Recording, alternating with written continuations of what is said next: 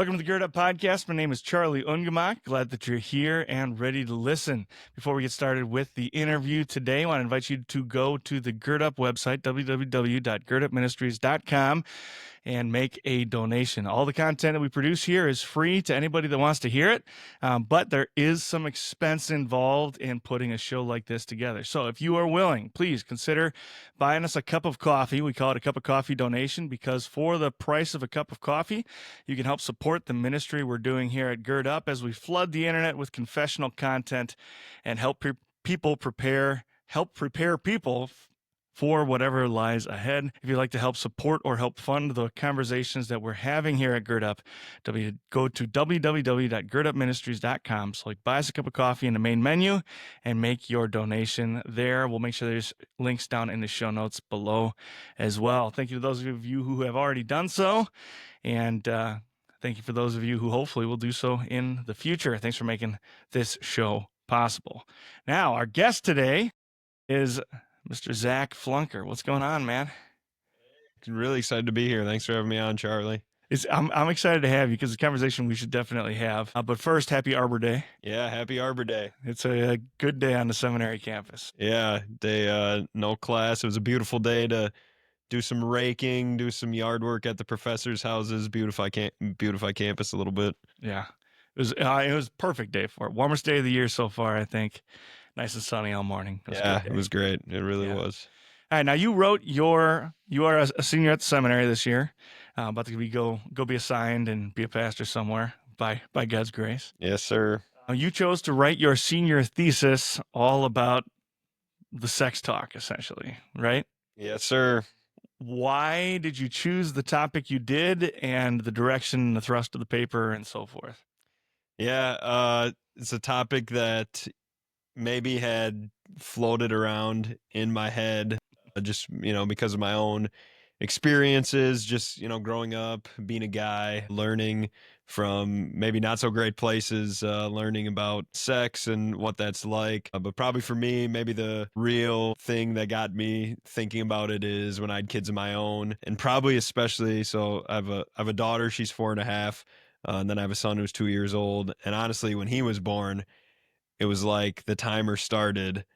I got to talk to him about, sex, about puberty, about, what it's like to live according to God's design when it comes to that. And so I felt like that pressure, and I feel like I need to think about this. I need to explore this. And so, hey, why not? Let's do it for the thesis topic. Yeah. So if you chose to write a thesis on it, there's kind of an implication there that maybe things aren't as they should be. Is that a fair thing to say? Yeah, absolutely. And, originally I kind of thought to myself that my thesis was going to be more about like, I got to tell parents what to say, how to say it, when to start having these talks. And I think what I found out in my research is there actually is pretty good resources out there for parents. And so if parents are thinking, yeah, we need to have this talk with our kids, there are resources out there. But actually what I started to find out is that actually parents don't want to have this talk, or even if they do a little bit, they're just deciding, you know what, it's too awkward, it's too, difficult, we don't know where to start, there's all kinds of, excuses we can come up with. So then my paper turned a little bit more to focus on like, so how big of a problem is this? And so kind of one of the big questions that I was answering was, yeah, how big of a problem is this? Like, how many parents are actually just punting on this topic altogether? And yeah, unfortunately, I can share maybe some silver linings too, but yeah, unfortunately, there's a lot of Christian parents that are just deciding we don't want to talk about sex with our kids because, again, it's difficult, it's awkward, all those things. So there's a bunch of different ways to follow up on that. I think maybe the place to start is, why are parents so uncomfortable with this? Yeah. I mean, I think maybe there's some just obvious things, it's sex, we don't want to, it's awkward, but there are maybe some additional layers to that. Some parents are worried that they're going to put ideas into their kids' heads, so they think, well, am I supposed to talk to my 10-year-old about this? What if he starts, exploring, or, we talk about things and now all of a sudden we're putting ideas in his head. Another thing is some parents think that they're going to take away their child's innocence, like, oh, our sweet little girl, our sweet little boy, they haven't been, this world is new to them. We don't want to take away that innocence. And we can talk about how all these are, just not true.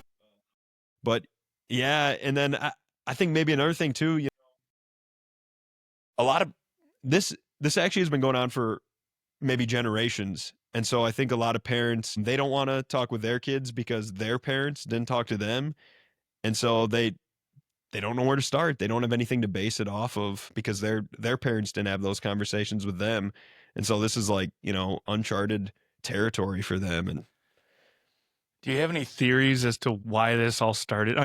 There comes a point in history where, I mean, you can't get around the fact that the birds and the bees are having it.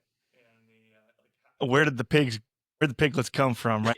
In my mind, at least, if you go far enough back in history, you kind of get to a point, at least, where the vast majority, maybe not everybody, but the vast majority of human beings would just kind of learn about sex through nature, right?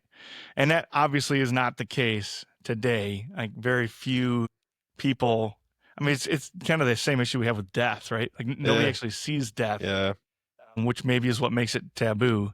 yeah. Do you have any theories as to how we ended up in a position we're in where sex is such a taboo thing? And maybe, well, I'll let you answer that first. Yeah, I mean, I think you're, talking about, animals, and you think about just the way that like society has changed, boy. So like my dad grew up on the farm, you're doing chores, you know, you're around the animals, Once a year, they bring a bull onto the farm. new There's no question animals what are the born. bull's there for. It's actually interesting, how you mentioned death too, because again, it's like I think even that too, you grow up on the farm and you butcher animals. That's how you get food, so we're even kind of sanitized from that too. You just go to the store, you don't think about where it came from. But I think, you know, for whatever reason, if it is just because we're disconnected from like, nature, we just don't see it as much. But I think maybe too, just with the advancements in technologies, that things maybe got out of control, or we just got in over our heads before we could really realize, like, oh, we dropped the ball on this. All of a sudden we got lax on having these important conversations, and then because of the advancements of technology, and all of a sudden we're kind of like, now we're drowning, and we're really playing catch up. And by we, I mean, parents, teachers, pastors, kids themselves, are caught up in this really before they're ready, and we're playing catch up. It's interesting. It's interesting. I don't know. When you think about it, this is like the most. It certainly isn't the most sex crazed culture in like world history. When you look at the Greeks and the Romans and like the Babylonians and some of these other cultures, we're not. But it certainly is the most sex crazed, if that's the right way to talk about it, the most sex crazed culture of recent history. There just is no way around it, and you can blame the sexual revolution or whatever it might have been that got us here. But it's interesting to me that we're so free with our sexuality in a lot of cases, and yet it still remains so taboo. Like everybody supposedly is supposed to just be able to have sex whenever they want with whomever they want, as long as it's consensual. That's what we're told. And yet at the same time, we're not supposed to talk about it either. And it's a weird dichotomy, right? It's a Yeah. weird relationship between the two things. And the only explanation I can come up with in my head is that there still is some shame that comes from whether or not we want to admit it, whether or not the secular world wants to talk about it this way. I think there is some just innate shame in the way that we have been behaving as a culture. And maybe that's where that comes from. Yeah. Yeah. And I mean, I think as Christians, it's the air that we breathe, but we know what God has to say about it. I mean, and so I think, for us, and especially growing up as you maybe start to struggle with, different temptations, different sins, you do feel that guilt and that shame because you know what God says about it. But yeah, the air that we breathe also says, well, it's okay. This is normal. You're supposed to explore. You're supposed to, find pleasure. That's okay. And yet, so I think it's probably more taboo among Christians is my thought. And that actually came out in my research a little bit. Most public schools in this country still have like a sex ed curriculum. That doesn't mean it's God's design, but hey, they're talking about the biology of it and stuff. My upbringing, through like Wells grade school, high school, you talk about the sixth commandment, but it's maybe a class, and if it's not really followed up on at home. And so I think it's definitely taboo among Christians. Maybe I would say it's probably less taboo though, maybe outside of Christian circles. Why do you think that is? I mean, people like sex, right? Like I think, yeah, I mean, I think people, it's normal, right? I mean, it's just part of life. And I think maybe, outside of Christian circles, this is just part of growing up, so. Maybe what we're dancing around at the moment is that sex doesn't need to be, in God's design, it isn't taboo, right? Like it Yeah. isn't something that we need to be awkward or uncomfortable. So why is it so uncomfortable? Yeah. I mean, yeah, it's important to realize like God created sex. Sex is talked about plenty in the Bible, both in positive and negative ways. Of course, Song of Songs, right? So there's this whole book of the Bible that celebrates the gift that is sex. But God does put parameters on it, right? One man, one woman who've made that commitment in marriage.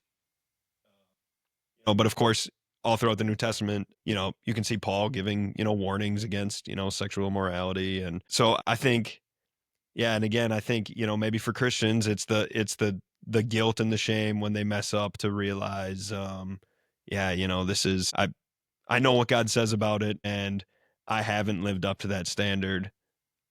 And maybe sex is different just because maybe it's more of a continual thing in our lives. It's something that, you face continually, I guess, and from a younger age too, that you face. And so it's not something that you can just escape. You don't just grow out of it. I used to fight with my sister. God, wouldn't approve of that, right? But, my sister and I get along great now, so I guess in a way, if you want to say you grow out of that, but, sex is really something that, and, keeping God's design for sex, I mean, it's a lifelong thing, right? It's a lifelong thing. Yeah. What is a healthy Christian attitude towards sex look like? I think a huge thing is viewing it as a gift from God. Viewing it as a gift from God is huge. And I think that's something that parents and pastors, teachers, they need to pass that along. This is a great blessing from God. God gave this as a gift. And not just as a, right, we talk about the pleasure, but also, right, the gift of children, the bonding that happens for a couple. It's a great gift, and God puts parameters on it, right? So to be able to rejoice in the gift that it is, but to understand he put parameters on it for a reason. And so, you know, when you use it outside of those parameters, yeah, it also can be used greatly to negatively influence you to your detriment. And we see that all the time, right? And people experience that all the time. The pain that they experience in their relationships that, you enjoyed that close intimacy with someone before marriage, and now you break up, and now you deal with those feelings. And so, but again, I think it's so important to highlight the blessing that it is. But there's certainly plenty of warnings in scripture too, right? I mean, Paul, it seems like he writes about it, in so many of his letters. Yeah, First Corinthians, I should just go listing them, but I won't. But Paul, this comes up continually. Just this is God has a lot to say about it, right? But he does have both positive and negative. So I think, yeah, when we teach this, remembering that it's a great blessing from God. He doesn't condemn sexuality or sex. He condemns sexual immorality, right? Exactly. Yeah. Yeah. In fact, he's very, very clear that couples who are married should be having what the Catholics call unitive sex, right? They should have a sex life, part of a healthy marriage. Yeah. What is the danger in not having appropriate or any conversation? Let's start with any. What's the danger of not having this conversation with your kids? Kids are going to learn from somewhere. Like, this isn't something that you can live under a rock for your whole life. Because even if you live under a rock, your own body, goes through puberty and changes happen. And so, even if you try to shield your kids from like TV or, bad friends or any of that, like, it's going to happen. And so, if you don't talk about it as parents, your kids are going to learn from it somewhere. And so, where do you want them to learn it from? Do you want them to learn it from, YouTube, TV, their friends, older siblings, music? So I think the source is huge. And then I think the fallout from that, like, let's say we don't have these conversations with our kids, which is actually my own experience. Another reason that kind of led me to pursue this topic a little bit. I have great Christian parents. I talked to them about my thesis work, so shout out mom and dad. Love you guys so much. Fantastic Christian parents, really fantastic Christian parents, but they didn't talk to me about sex growing up. And so what happens is you learn from somewhere, but then it is not God pleasing. And a lot of it is just lies. I mean, the world today, would tell you, you should sleep with somebody before you get married because you have to see if you're compatible. Yeah, test drive the car before you buy it. And, what's crazy is that, I've seen statistics that actually does not play out at all. It's actually, there's statistics that say that if you live together before you're married, you're actually more likely to get divorced.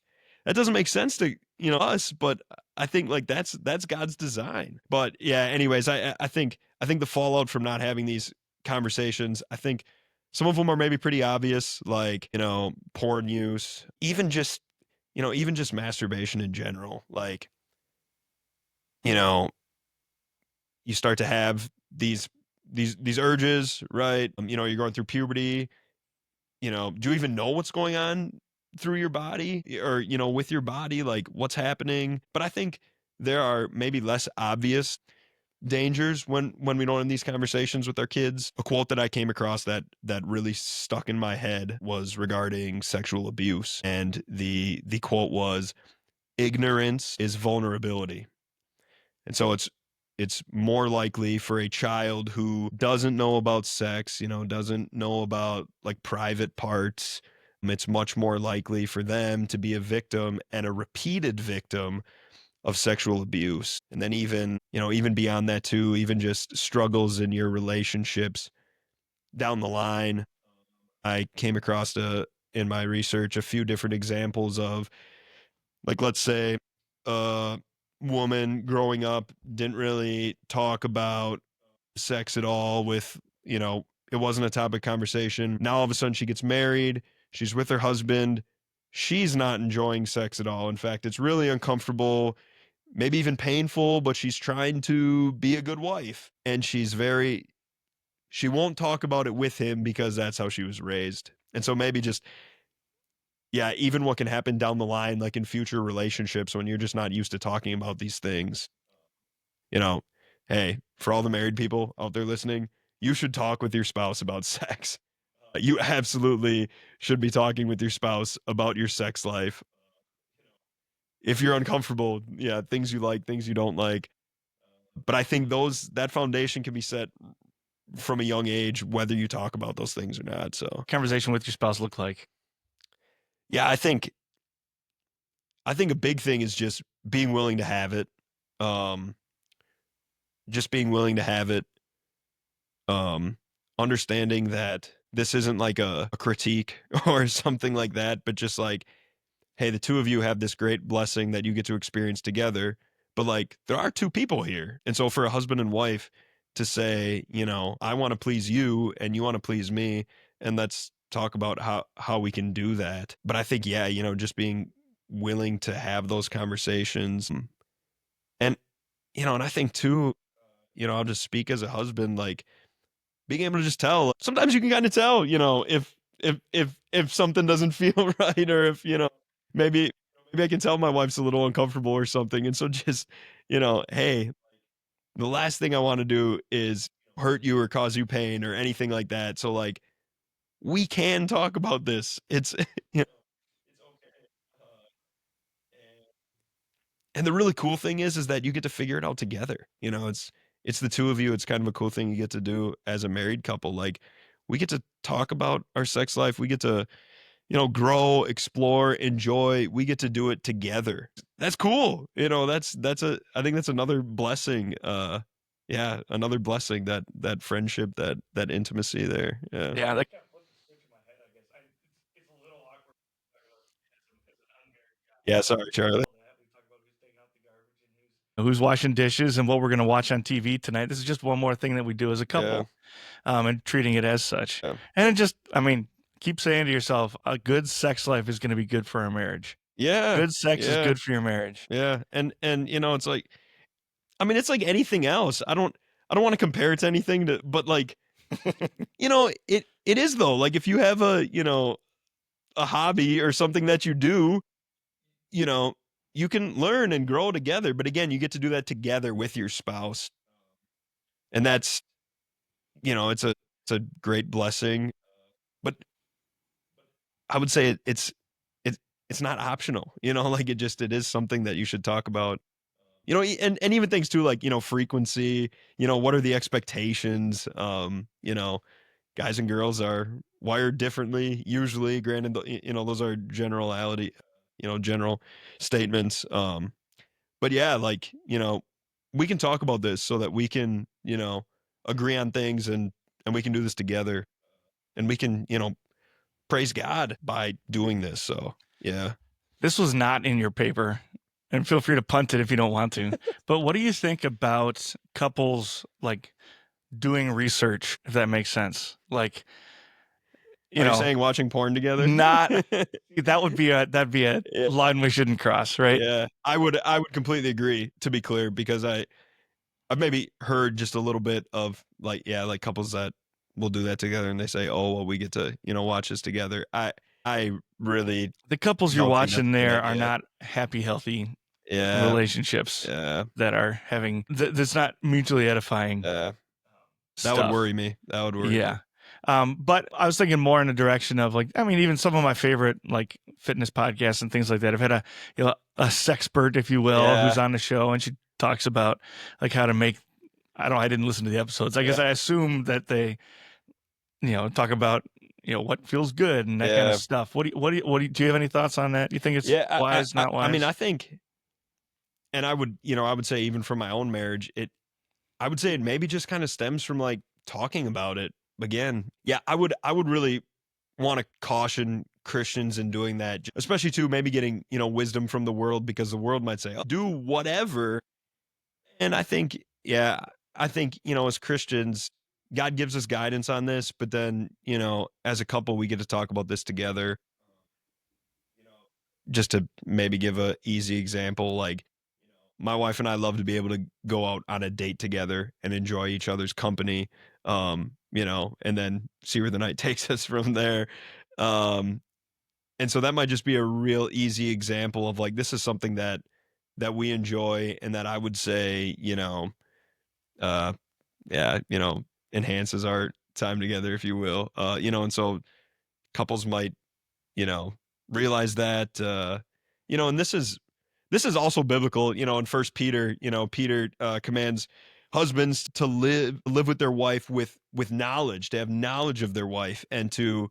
So I think just to understand too, like, my wife likes when I take her out to eat, when I treat her to a night. That doesn't mean that has to happen every time, like prior to us having sex.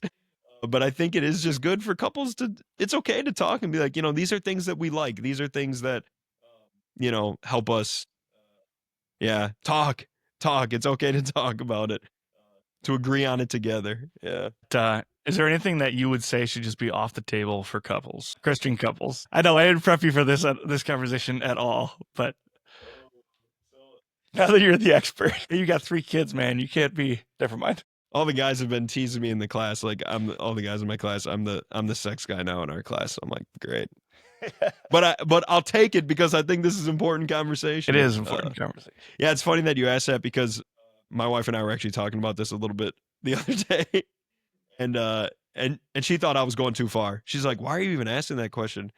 But I think, yeah, I think as a base as Christians, we should ask ourselves, how can we glorify God with this? How can we glorify God? And so I think, that's true of our lives totally, right? But so you look at your sex life as a gift from God, and you say, how can we give God glory? And so I think there's a lot of freedom there.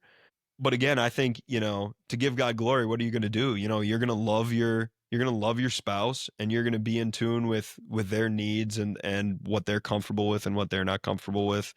I'm sure there's crazy stuff that you can find out there that, is inappropriate for Christians. And I think, yeah, I think it is, right? Like it's a blessing that you get to explore as a couple. And so I think, the principle of love, loving your spouse.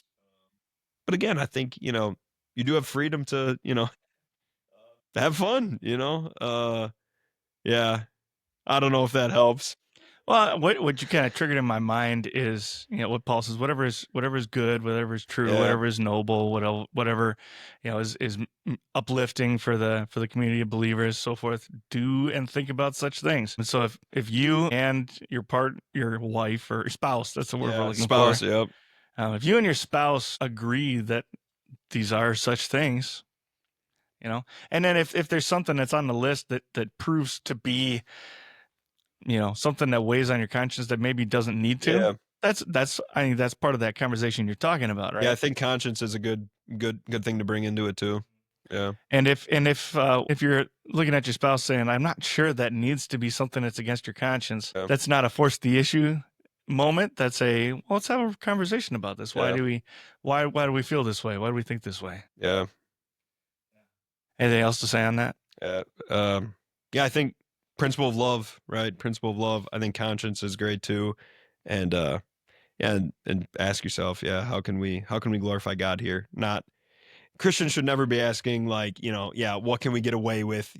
Right? We don't think like that. How can we glorify God in this? Yeah. But again, talk about it. That's great. Yeah, and we're gonna come back to that, I think, later when we talk about young people too. Is that it's never ever a question. If your question in your relationship with your Heavenly Father, the question should never be, how much can I get away with? Where's the line? Should never. Yeah, where's the line and how close can I get to it? Should never be the consideration. Yeah. Earlier you brought up masturbation. Now again, your paper also wasn't about masturbation, but it does fit in the conversation. This is way too broad of a question. Yay or nay? Yes or no? Sin or not sin? Yeah, I mean, the hardest thing, right, is to separate, there's the act and then obviously lustful thoughts, right? I think maybe as Christians and as guys, that would be maybe the first place that we go is, right, if there's a lustful thought, obviously a lustful thought is sin. There's no doubt about that. Okay, well now what do we do with these, these urges? I remember high school biology. It's something like the male body produces 2 to 4 million semen every week or something like that. That's probably way wrong, but I just have this number in my head of like, this is something regular that the body does. The number I heard recently was the male body has like the cycle is like a 3 or 4 day cycle. Okay, every 3 to 4 days. And so, and to realize too, like, again, this is how God made us. God made us as sexual creatures. And it's good. It's part of God's wonderful design for us. Yes. And so where I think the conversation ultimately steers, where I'm going. And I did talk about this a little bit in my paper, although honestly, you might be able to write a whole thesis on masturbation, honestly. But the reputation that you would have then would be, you know what? You're already the sex guy. You don't want to be the masturbation guy. You want to be the masturbation guy. But, and maybe just again to say, but man, we need to talk about this as Christians. Like, this is important to talk about because guys are going through, and not just guys either. I say this because I am a guy, but ladies deal with this too, but they're going through this, and meanwhile, the adults, the mentors, the Christian leaders are just punting on this, and kids are just struggling through it. So again, here we are having this conversation, but I think maybe a little bit more interesting question is about nocturnal emissions, also known as wet dreams. Because here's the thing. Okay, so God made us to be sexual creatures. Our bodies produce sperm every 3 to 4 days or whatever it is. And so now what? It's like we need an outlet, right? And so I think guys might think like, I need to masturbate, right? Like this is almost what I'm supposed to do. In my research, this was kind of the first time that I was able to really talk to some other dudes about wet dreams. And one guy who was a part of the conversation shared with me that he actually always viewed wet dreams as a positive thing. And I actually also came across an author. She was a Catholic author, terrific book on talking to your teens about sex. She also explained that she viewed wet dreams as a positive, in that this is how God designed our bodies to release the buildup of semen. I personally, in my experience, always got super angry when I would have a wet dream.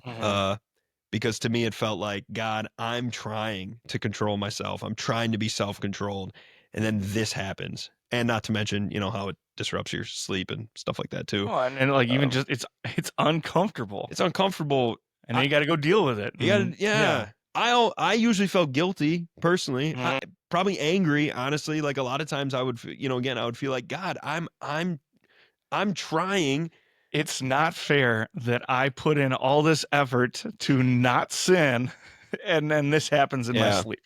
Yeah. Right. Because that's the way our brains are wired. Is if this happens, it equals sin. Right. Yeah. What's interesting is that I had never considered that they would be a positive thing. And now, to be honest, I don't know if I have like the dogmatic position on this.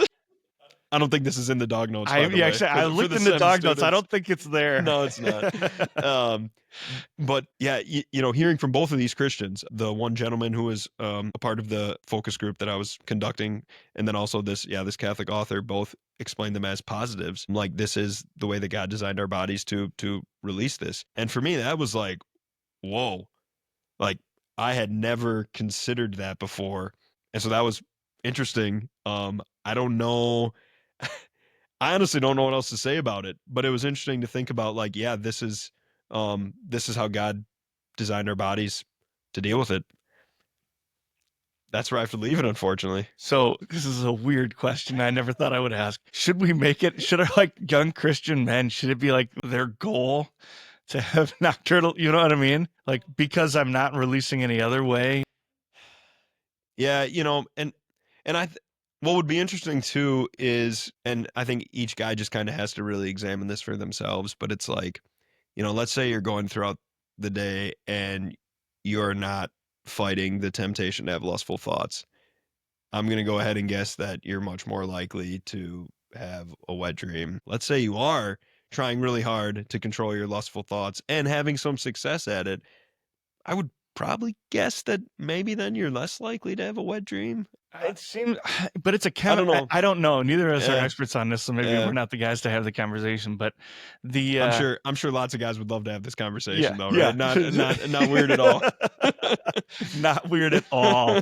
Yeah, I don't know. But like you said, I think so. The way I'm thinking about it, and I don't know if this is the right or wrong answer, or the wrong way to think about it. I don't think we necessarily need to draw those lines either. But the way it almost feels like sometimes it's like I don't want to masturbate, right?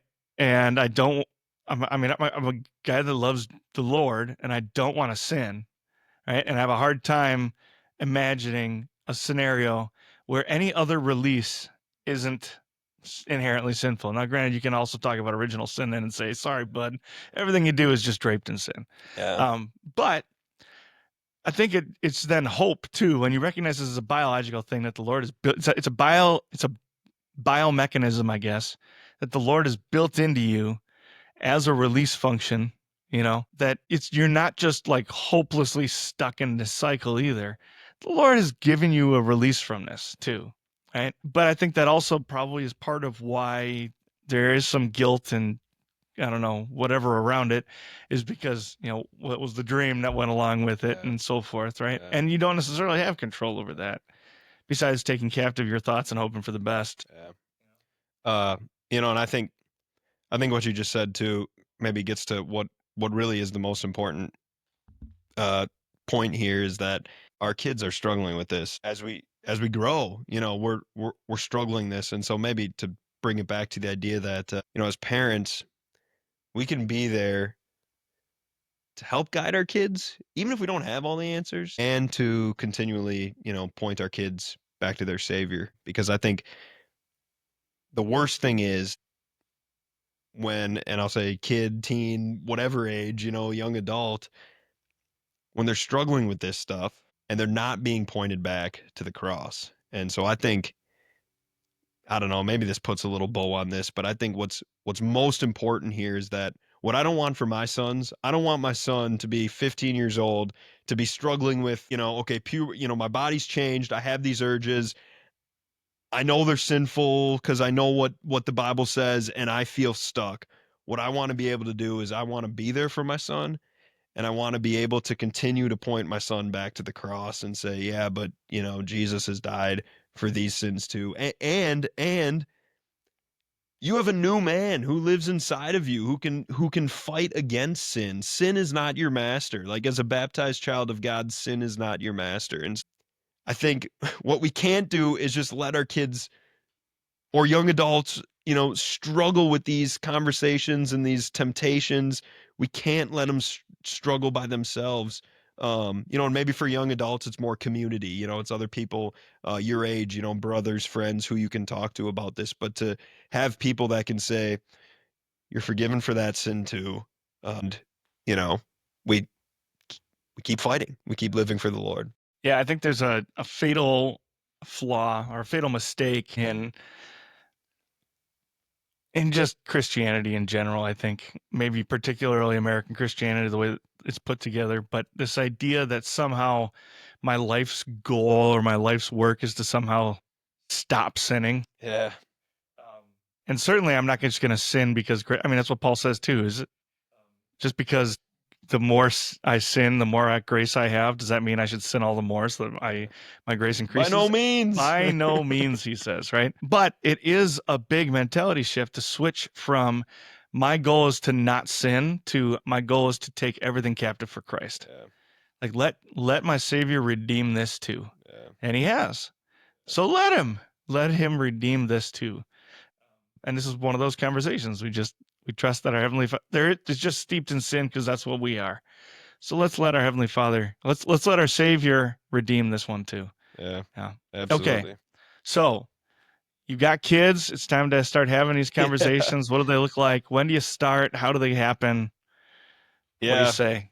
Yeah. So I would say they start way younger than you think. But to understand, so a couple things, when I talk about sex and when I say we need to have conversations with our kids about sex, really I'm talking broadly. I'm talking about body parts, puberty, biology. I think a big thing is having ongoing age appropriate conversations with your kids. So like my daughter's 4.5. I would say we've been having conversations with her.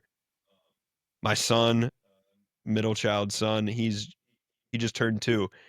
I would say we've even started to have conversations with him. My youngest, 3 months, haven't started having conversations with him yet.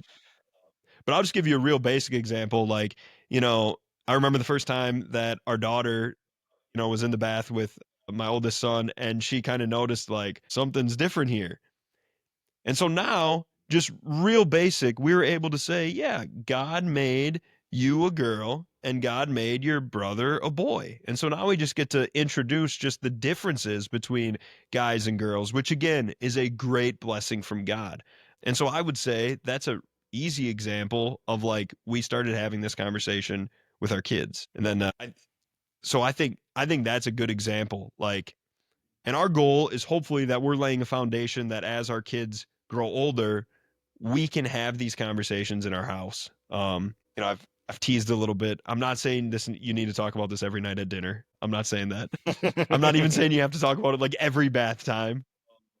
But maybe just like, even with your younger kids, as they start to, see things, ask questions, don't push them away. Don't push their questions down. Don't shut them down. Validate their questions. Give them an age appropriate answer. Because I think if you tell them, don't worry about it, don't ask about that, whatever, you're now creating this feeling that kids are like, okay, mom and dad don't want to talk about sex. So I think, um, a- and then too, some of it is just taking advantage of the opportunities that come up. So when my wife was pregnant, my daughter was now old enough that she started asking questions like, oh, there's a baby in there. And again, and I should have said this way earlier too, but to realize too, your goal as a parent is not to be perfect, because you're not a perfect parent. Breaking news, none of us are perfect parents.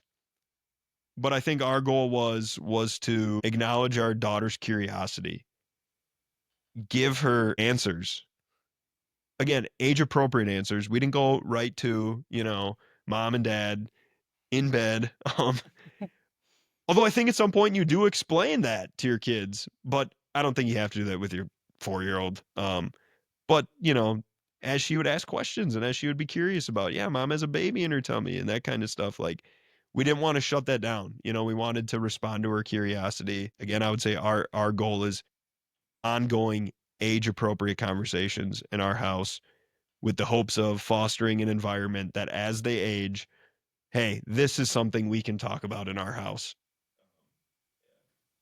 How do you know what is and isn't age appropriate? Yeah, that's good. I would say there are good resources on this stuff.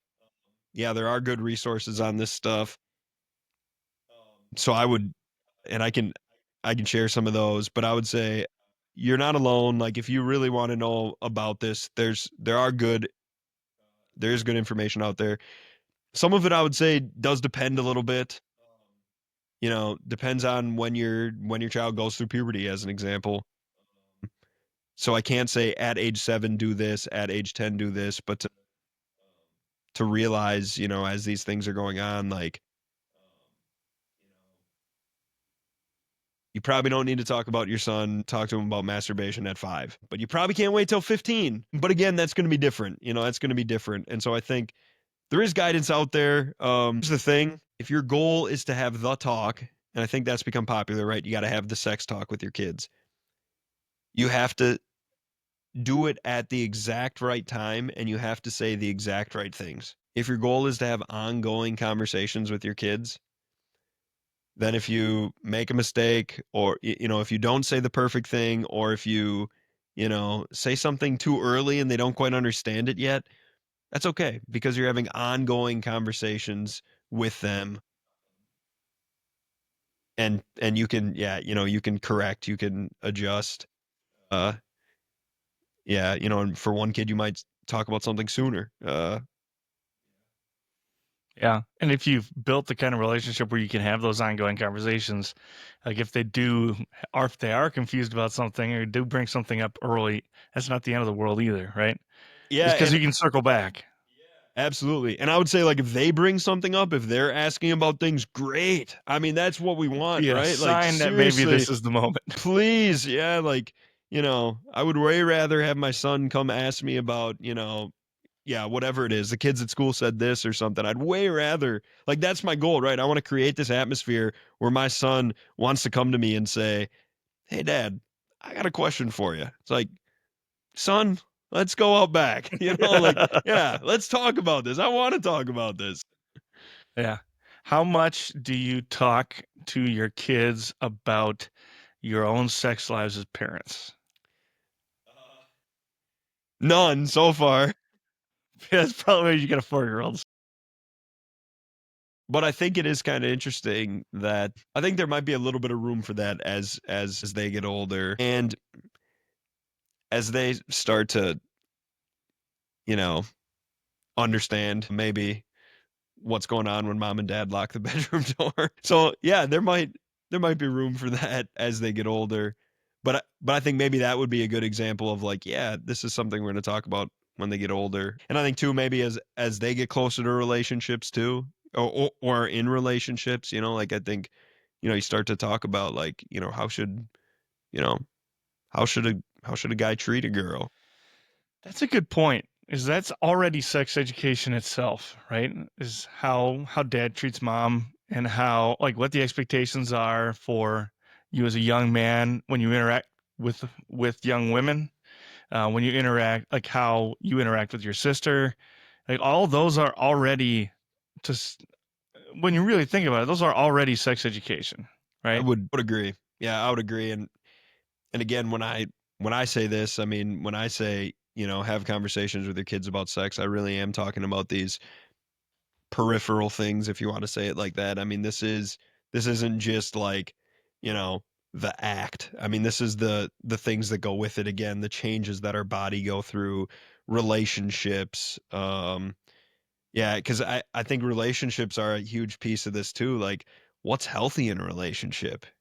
We were talking a little bit before about, yeah, what should Christian couples do in their sex life? Well, how about if, you're married and your spouse isn't a Christian and he has maybe expectations or things, like what's normal? And I think, yeah, again, when you get back to the conversation about sexual abuse, domestic abuse, things like that, like, no, that's not normal. That's not healthy. That's not okay in a relationship. And again, I think, that those conversations, or for a person to be able to recognize, hey, I learned about this growing up, and this relationship that I'm in right now, this is not normal. This is not healthy. So I'm gonna, back away from that relationship. Yeah, let's circle back to something you said earlier. You said you mentioned a quote, something to the effect of, no, I lost it. Ignorance is Ignorant ignorance is ignorance is vulnerability. So it makes sense, right? And the thing that well, and that also tied in with the idea that they're going to learn about this stuff from somewhere. Would you rather they learn about it from you or learn about it from TV or from their first boyfriend or from the guy down the street who you don't even know that that kind of a thing, right? Um, let's talk to let's first talk to abuse a little bit. How does the sex talk help avoid or uh, avoid or maybe mitigate abuse?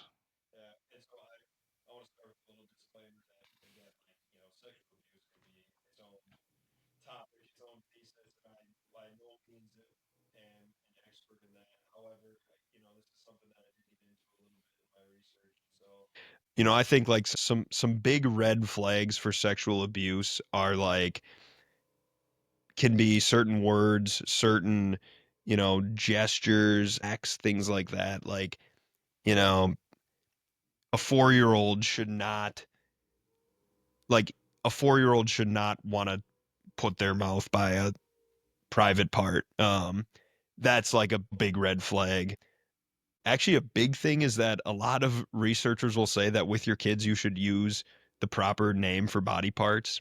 And so to say, like, yeah, like, this is a penis, this is a vagina. And what that does too is then it kind of protects if your, child says something like, wiener or something. It could just be a kid on the playground at school, but that is kind of like a red flag. Well, in our house, we say penis, so who did you learn that word from? And so some of it can be, picking up on those little clues like, okay, where's this coming from? But I think, even just knowing too, again, like inappropriate touch, or like what's appropriate, like it is not appropriate for an adult or the babysitter or whoever to touch you there. And so just I think, man, that's like one of my greatest fears as a dad, right? If I would find out that like something was happening to my kids and not just once, but like ongoing, I mean, that's like, wow, that would be devastating. But my thought is to teach our kids like what's okay, what's not okay, so that hopefully if something ever did happen, or if someone was even, trying to make something happen, that they would tell us, today someone at school was trying to, touch me, on Yeah, my was asking me vagina. to do this or show them that or Like, whatever. Yeah. okay, like, thank you for telling us. Like, and that, I mean, that's something we tell our kids, right? Like, there's no secrets in this family. Like, you tell mom and dad. Like, you tell mom and dad. You come to us. And so But yeah, that might not even necessarily be something that a kid, unless you've had the conversation ahead of time, that might not even necessarily be something that's a red flag for a kid, right? It could be so-and-so's being silly or it made me uncomfortable. And in that conversation too, I think we say something to a 7-year-old about, well, if an adult makes you uncomfortable, then you got to tell mom, like, well, but what does uncomfortable mean? right. Like, I'm glad that you're saying something, Yeah. but what does uncomfortable mean? Yeah. And why is uncomfortable a problem? Because uncomfortable really isn't Right. a problem. It's like, oh, we got to define what Yeah. should be uncomfortable, what shouldn't be, and those types of things too. The more specific you can be, Yeah. better knowledge you're going to be able to have of what's actually going what's on, going right? on. Yeah. Yeah. No, thank you for saying that. Yeah, I think that's huge. And yeah. And yeah, that they know, yeah, what's okay and what's not, and so that they can communicate that to you. But again, you need to teach them that. You when these stories come up in the news, like, how often do you see that it's like, they didn't realize that it was inappropriate until it was happening again and again, and all of a sudden the shame started, at first, or, an adult says like, "Oh, this is special between us," or something like that.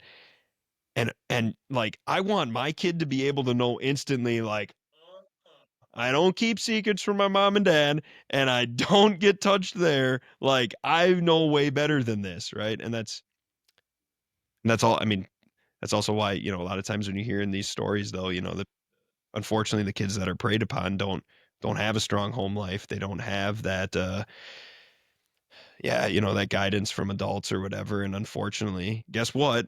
The ignorance makes them vulnerable. And so yeah, with our kids, I don't want them to be ignorant. I want them to be able to, and I would say that this continues then as they grow older. Obviously when they're little, they are still kind of helpless in a lot of ways, but as they grow older, let's say, man, I just saw it in the news again, week ago. It was here in Wisconsin. There was that high school teacher with the teenage girl or whatever. Like, no, like, no, that's not okay. And I want, And that those types of things are not an isolated incident. It's not like this came out of nowhere. yeah, Right. And so certainly not parent blaming, and certainly aren't suggesting that you can protect your kids from everything, because neither of those things, absolutely not. unfortunately, are Yeah, true. Right. yeah, There are phenomenal parents who were involved, who yeah, did everything right, whose kids still absolutely. end up being Yeah, victims. yeah, And it's not their fault. And then on the opposite side are parents who do absolutely everything wrong and their kids yeah. turn out just Right, okay. right, Right. yeah. And that, if I feel like I need to throw out another disclaimer. I by no means am saying I have all the answers. Do this, this, and this, and then you'll be perfect. None of us are perfect parents. So, and I'm not a perfect parent. And someday my son, maybe when he's at seminary, he'll write a thesis about how imperfect his dad was. My dad talked way too much.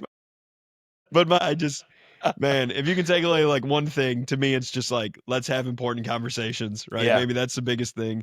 I'm not saying I can tell you how to do it exactly perfect. I'm just saying, let's have important conversations, because this is an important conversation. If there's anything positive that has come out of like all the transgender drama and weird sexuality of our times, I think it's the word grooming. And the fact that we have a vocabulary to talk about this stuff, right? But you can take that in a positive direction too. As a parent, am I grooming a child who's going to be a strong, independent Christian, right? Who's going to be able to decipher what is right and wrong, who knows for certain what the will of God is and how to carry it out. Grooming goes in both directions. There's negative grooming, there's also positive grooming. So there also is the recognition that, like I said earlier, these things don't happen in a vacuum. Most abuse situations, there's all kinds of stuff that happens between the abuser and the victim long before the moment where they cross the legal line. Right. There's conversations being had, and there's With other touching, and there's inappropriate probably inappropriate things said, maybe some inappropriate touching, but before it goes further in Yeah. that, yeah. Yeah. And if we give our kids a vocabulary and a baseline, Yeah. right? These are the things that just are never okay. This is not You never have okay. permission to talk to me about them all the time. Yeah. Like whenever it comes up, you come talk to me, right? If you don't know, ask me. Right? Let's talk about it, right? Yeah, and then to give them a clear vocabulary to be able to talk to you about it, right? Like so and so asked me to show them my penis or You're right. whatever it might be. Like, okay, there's no That is- question of that's a lot clearer. And Yeah. again, not criticizing parents that Yeah. talk this way, but that's a lot clearer than, so and so was in the bathroom and was talking about private parts. Yeah. What does that mean? Like what are the private parts? Yeah. What was the conversation like? What was he saying? So if you give kids permission to be really clear with you and then vocabulary to talk specifically about what's happening, there we are. Yeah. Now we have a way to have this conversation that's not going to be nearly as uncomfortable for you as a parent either, because you have practice and now you don't have to do tons of investigating that might put ideas in your kids' Yeah. heads either, which, like you mentioned, seems to be Right. something parents are really concerned about. They're worried about, yeah. Yeah. Now let's go older kids, right? Yeah. How do you don't have, teenagers yet, right? Yeah. But it wasn't I that was long one, ago. though. It wasn't that long ago that we were teenage boys, right? And I also had wonderful Christian parents, but I do wish that we had talked about it more. Yeah. And talked about it sooner. So there's kind of three dangers, I think, in not having sufficient conversation. One is the internet. I mean, you go type those magic words in the internet. You don't need to have the right magic words either. You type in any of the magic words into the internet, you've got more information than a 13-year-old boy could ever deal with, right? Second is you learn it from somebody else that's your own age, right? And they probably got their information from the internet. Yeah, that's probably true, right? So in our brains, it kind of usually goes to a boy behaving predatorily towards a girl, but it's not exclusively that way, right? And it isn't necessarily always predatory behavior either, right? But if you haven't had the conversation of like what is and isn't appropriate, what does and doesn't cross the line, all that kind of stuff, how do you know what if the only conversation you ever had was babies are made by sticking this and this when people are married? Yeah. Well, what about the whole rest of the spectrum of sexual activity? So if you want your kids to be aware and to know and to make good choices, equip them to do so. And then the third scenario is one you kind of brought up, and I've heard similar conversations and stories about Christians who they don't really have the conversation. They behave themselves all the way up until the time they get married. They don't really have any sort of sexual experience, and that's a wonderful thing. But now, because of the way that they've been thinking about sexual activity their whole lives and the way it was all framed for them, not necessarily that it's anybody's fault, but the way it's framed in their minds, then this is something shameful and wrong. And now it's something I have to do because I'm married in order to honor God. And I'm trying to honor God and my spouse by doing something that makes me feel guilty. Even if it's the most restrained vanilla activity you can still call sex, right? And all three of those things are situations we want to avoid. Yeah. And the only way to avoid those things is proper education. And you can't have proper education without having the conversation, right? So let's talk about older kids. How this is conjecture, right? But how do you imagine going about those conversations, like specifically about sex with, I think it's probably different with boys and girls, right? But when that day comes, how do you think you're going to handle them? Yeah. And I mean, I think maybe kind of having two components. One, I think really just the biological element, like just explaining to your kids, what happens during puberty, why it happens.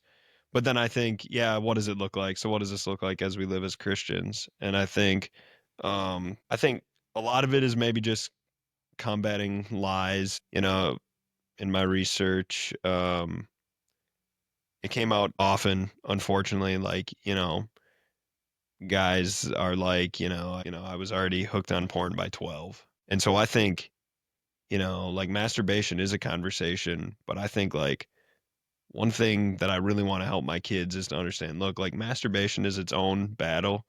Don't make it worse with porn. Like, because that's just a whole nother level now. But I would guess that there was actually one gentleman who I got to have a great conversation with who kind of, talked about his experience with, porn. And he had convinced himself, and this was like, I think he was talking kind of like end of high school, beginning of college age. So this isn't even like totally naive 13-year-old. Like this is a guy like, okay, he's had a little bit of experience. He had some relationships. He convinced himself that watching porn and masturbating to porn would improve his sex life for his fiance, or for his, I think they were dating at the time, but he thought he was going to be better at sex by watching a lot of porn now.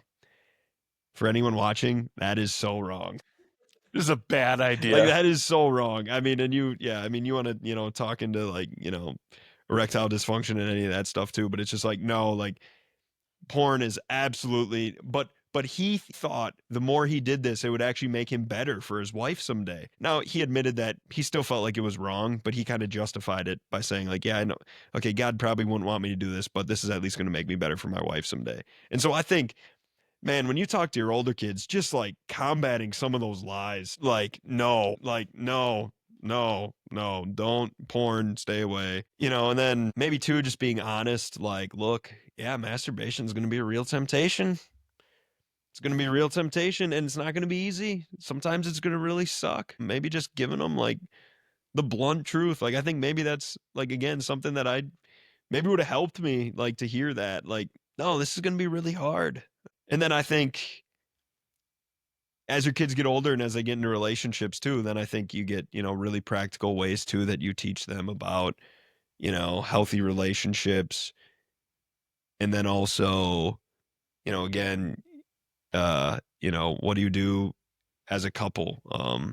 No, we're not going to let you go down in the basement for 5 hours and not check on you, because kids do things. And again, I would say that is God's design. Yeah. Like, that's Oh, a good yeah. This is thing. totally the way God It's wired just that, kids. but you guys aren't married. Yep. And so we're going to have boundaries, and so I think each family needs to ask themselves, what kind of boundaries are we going to set up in our house and for our kids when it comes to like, dating, and, what does it look like when they hang out at our house? What does it look like, when they go out on dates, different things like that. So I think, with your older kids, I think you can get really practical what that looks like. And then maybe finally, maybe that last kind of scenario that you mentioned too, like, as your kids, maybe if they are in a serious relationship, or as they get, closer, or maybe when they get engaged or whatever, the trick is that by that point, like, I'm just going to guess, Charlie, but when you do get engaged, like, I don't know if you're going to want to like go talk to mom and dad about, hey, I'm looking for, Not how this is going to go. So there is not how this is going to go. so there is maybe a point where that ship is sailed.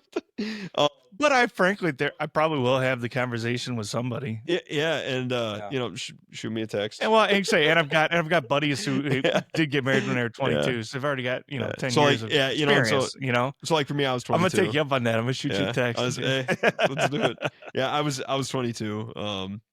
But I think what I'll say, I think what was good for my wife and I is that from the beginning we were pretty open. We did have to get comfortable talking about it, because it is kind of weird. Like, you're learning about this, and then it is weird to talk about it. But I feel like, thankfully from the beginning, I think we were pretty open. Like, she wasn't afraid to say, that was uncomfortable, or this is uncomfortable for me, or anything like that. But I think maybe just setting the expectation to like, look, your wedding night is actually, I think I can comfortably say this, your wedding night's not going to be the best sex that you have. I mean, it's a long day. It might not be good at all. And like, even in the, like, maybe even on your honeymoon, like, I think like, and yeah, because I feel like it is something that you get to, you do, like, you grow, you learn, and each couple might be different here. So I want to be careful. And this, I would say this is where you start to get to the line where like, it is a private thing. So I think it's good for husband and wife to talk about it, but to be really careful. Well, but even as far as like the wedding night thing goes, like, name anything that you would do really well after literally like the longest week and longest day of your entire life, and now you're doing something for the very first time. Yeah, like, you're not gonna do it. It doesn't matter what you're doing. That's not a great night to set the Yeah. expectation for how, like, just Yeah. you're not gonna do anything particularly well that day. Yeah. And But I think we set that standard. That's another thing to talk about ahead of time, right? Is we set this standard of like, it's going to be this magical Yeah. thing that is going to be excellent from the beginning. Or I think maybe even too, just right, we see that in the movies, on shows and stuff like that too. Like, you know, these strangers meet and they have this, you know, one night 2 hours stand, later, yeah. and it was amazing. And it's like, I don't, you know, we have very unrealistic expectations around that. But yeah, so I think, I don't know, that could maybe be another conversation with your kids, although I could see them, you know, really getting pretty squirrely like that. But maybe just explaining, like, yeah, you know, like, it's okay. Like, it might not go the best the first time, the second To time. be clear, we're talking about having this conversation like the week before the wedding, Yeah, right? We're not talking about yeah. like you're a sophomore in high school now, so we're going to talk about your wedding night. Yeah, I think, and again, you know, but I think it actually would be kind of cool though. Like, I don't know, maybe a son does come to his dad and like, you know, Dad, you know, he's 25, you know, his dad has had great ongoing age appropriate conversations with him as they were growing. And here he is, you know, about to get married. And he comes back to his dad and he says, I don't know, any words of advice, Dad? Or, you know, like, I don't know. That could actually be really cool. If that happened with my sons, I think I'd say, wow, maybe I did do something right. Yeah, absolutely. Yeah. Absolutely. I mean, and obviously every step of the way here, the goal ultimately is healthy, happy, God-pleasing relationships throughout their lives. Yeah. So how can we establish that foundation now? I don't remember where I heard this either, and maybe it's just a common thing that is said, or maybe ought to be said, but like one of the best things, one of the best ways to help your children have a healthy, happy relationships as adults is to have a healthy, happy relationship with your spouse. Model it like crazy. Yeah. And the flip side of that, you think about that logically too, is say there is a young man who's dating your daughter. If he's thinking predatorially here, if he wants one thing from her, is he doing all the little things that make a healthy relationship along the way? Probably not. There's probably signs of that along the way. And again, like if you as a husband are treating your wife with appropriate dignity and respect and even sovereignty and so forth, those are going to be red flags then when she sees that this young man isn't treating me the way Dad treats Mom. And you can have that conversation too of like, sweetheart, I heard the way he was talking to you. Have you ever heard me talk to your mother that way? Those kinds of things, right? Yeah. Same thing is true the other way around. Is if you're like, what kind of a woman is your son going to be looking, or girl, I guess, if it's a middle school and high school, is he looking for women like your wife? Probably, like statistically speaking, probably. Yeah, I think I've heard that too. So what a wonderful opportunity to demonstrate to him both what he should be looking for and how he should be treating her, right? Because you kind of get what you accept. To a great degree, you get what you accept. So if you set the expectations high enough for your kids that, I mean, you could even be as far as like your son going, I'm trying to do these things for her. I'm trying to open the car door and I'm trying to, you know, I'm trying to listen and I'm trying to be supportive. And so she's not letting me do any of that. That's also a red flag, right? For even sexual situations, because she's not letting you be considerate. She's not looking for that kind of a relationship. She's looking for something else.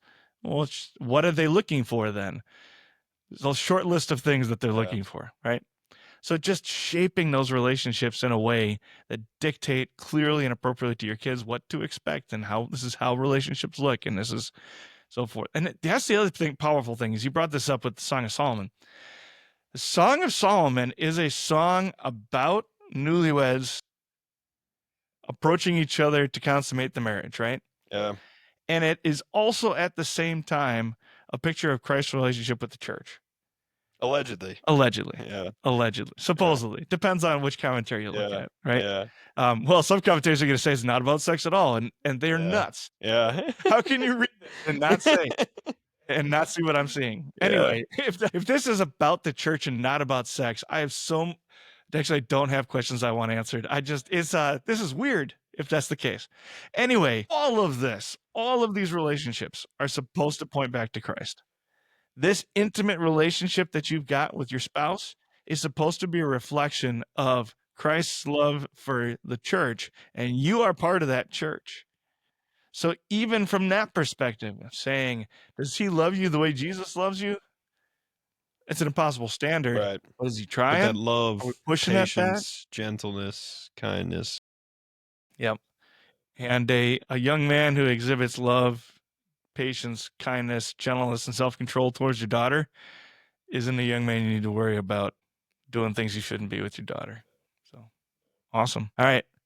Anything else you want to talk about from your research, from your paper, anything like that? Yeah, I think maybe just a closing thought that I had in my paper was sex. This isn't just about sex. Yeah, I mean, my paper kind of is, but what I don't want parents to think is like this is the most important thing that I can talk to my kids about. It's part of a bigger discussion. To me, it's really having conversations with our kids about how we can serve God in all that we do. No, I think sex is really important because of the culture we live in, because of the effects, if you will, like it is really important, but I don't want people to go like, okay, if I can get my kid to be sexually pure, then I've done it. I've done everything that matters. No, this is part of a bigger conversation. But my encouragement would just be that as parents, we're trying to have important conversations about sex, about alcohol, about, you know, whatever it is, whatever the topic is, and that really we're, asking ourselves, how can we glorify God in this way? And so this is part of it, but really, again, parents, if you have conversations in your home with your kids, like do that, have ongoing conversations, create an atmosphere where your kids are willing to approach you with difficult topics. Yeah, and then, let's serve God in all that we do. Awesome. Amen. Yeah. All right, Zach, thank you for being on the show, man. This was awesome. A Thanks for good having me. conversation. Thank you for writing the paper. Yeah. Like I say, your buddy's giving you a hard time. It's not a comfortable paper to write, I'll take it. That's fine. but it's a good resource. I'll make sure there's a link to that down in the show notes below. If we're gonna it might take a little while for it to get posted somewhere where it can, but I'll make sure that we get links down there. Yeah, it should be out on the site eventually. Okay. All right, we'll make sure that when it is, we got links down in the show notes below. You also mentioned other resources. I'm going to hold you to that. We'll get some of those. If you don't mind sending me some links, I'll put those down in the show notes below as well. And then obviously all the Gird Up links are down there. We would ask that you consider help and support the work that we do here at Gird Up. All those links are down in the show notes below. Ladies and gentlemen, we love you. Thank you for listening. God bless you. And we'll talk to you next week.